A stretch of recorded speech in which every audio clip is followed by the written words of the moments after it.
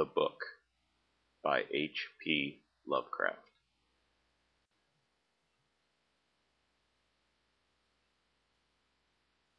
My memories are very confused.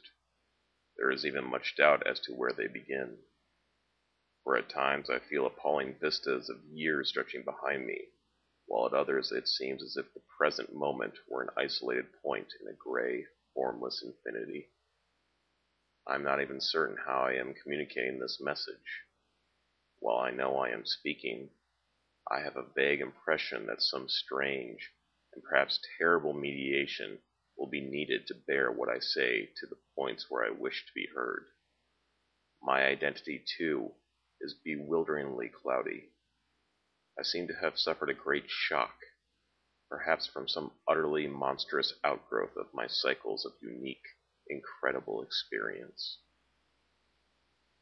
These cycles of experience, of course, all stem from that worm-ridden book. I remember when I found it, in a dimly lighted place near the black, oily river where the mists always swirl. That place was very old, and the ceiling-high shelves full of rotting volumes reached back endlessly through the windowless inner rooms and alcoves. There were, besides, great formless heaps of books on the floor and in the crude bins, and it was in one of these heaps that I found the thing.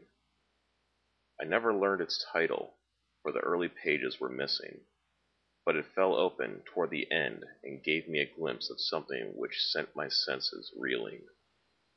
There was a formula, a sort of list of things to say and do, which I recognized as something black and forbidden, something which I had read of before in furtive paragraphs of mixed abhorrence and fascination, penned by those strange ancient delvers into the universe's guarded secrets, whose decaying texts I loved to absorb. It was a key, a guide to certain gateways and transitions of which mystics have dreamed and whispered since the race was young, and which led to freedoms and discoveries beyond the three dimensions and realms of life and matter that we know. Not for centuries had any man recalled its vital substance, or known where to find it, but this book was very old indeed. No printing press, but the hand of some half-crazed monk had traced these ominous Latin phrases in uncials of awesome antiquity. I remember how the old man leered and tittered, and made a curious sign with his hand when I bore it away. He had refused to take pay for it, and only long afterward did I guess why.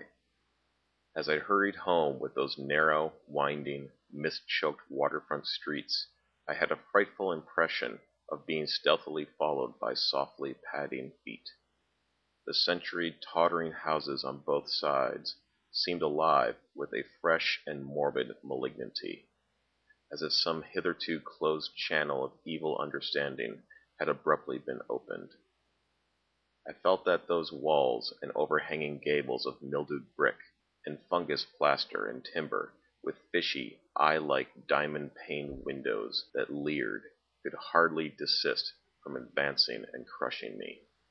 Yet I had read only the least fragment of that blasphemous rune before closing the book and bringing it away.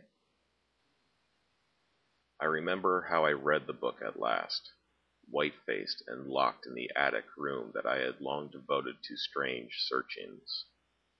The great house was very still, for I had not gone up till after midnight. I think I had a family then, though the details are very uncertain, and I know there were many servants.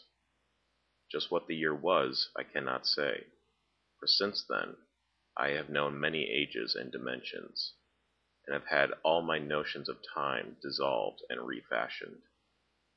It was by the light of candles that I read. I recall the relentless dripping of the wax, and there were chimes that came every now and then from the distant belfries. I seemed to keep track of those chimes with a peculiar intentness, as if I feared to hear some very remote, intruding note among them. Then came the first scratching and fumbling at the dormer window that looked out high above the other roofs of the city. It came as I droned aloud the 9th verse of that primal lay, and I knew amidst my shudders what it meant. For he who passes the gateways always wins a shadow, and never again can he be alone. I had evoked, and the book was indeed all I had suspected. That night I passed the gateway to a vortex of twisted time and vision, and when morning found me in the attic room, I saw in the walls and shelves and fittings that which I had never seen before.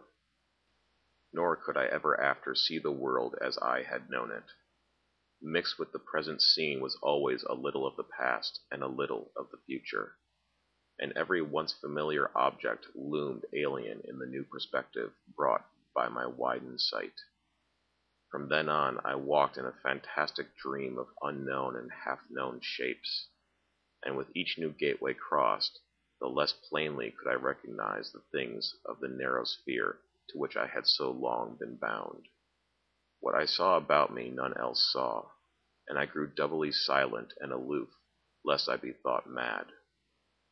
Dogs had a fear of me, for they felt the outside shadow which never left my side. But still I read more, in hidden, forgotten books and scrolls, to which my new vision led me, and pushed me through fresh gateways of space and being and life patterns towards the core of the unknown cosmos.